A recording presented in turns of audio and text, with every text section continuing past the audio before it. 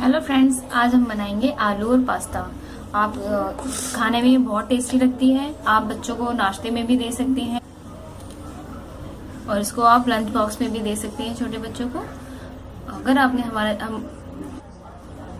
आपको हमारी वीडियो पसंद आए तो प्लीज लाइक एंड कमेंट जरूर करना, और अगर आपने हमारा चैनल सब्सक्राइब नहीं किया है तो प्लीज सब्सक्राइब करना। Thank you.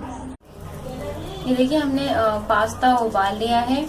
इसको आलू भी उबाले हैं इसके साथ साथ, लेकिन जो पास्ता है हमारा उसको थोड़ा सा कच्चा ही उबाला है, ज्यादा नहीं उबालना है। अब हम इसको, और आलू भी हमारे कच्चे भी ही हैं।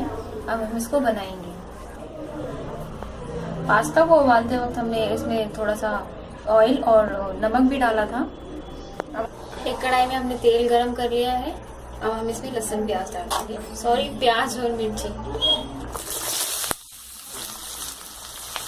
अब हम इसको गोल्डन ब्राउन होने तक भून लेंगे।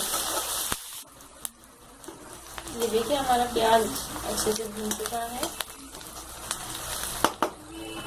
अब हम इसमें टमाटर डालेंगे।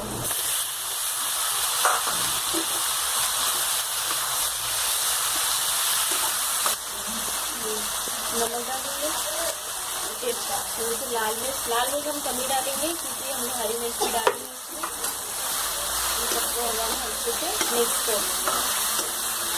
तो देखिए, ये सब अच्छे से मिक्स हो चुका है, भून गया है। अब हम इसमें पास्ता और आलू डालेंगे।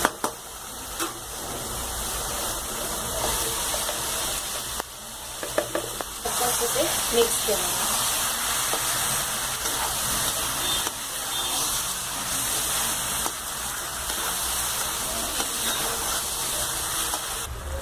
ये देखिए, हमारा पास्ता तैयार हो चुका है। अब हम इसको सर्व करें।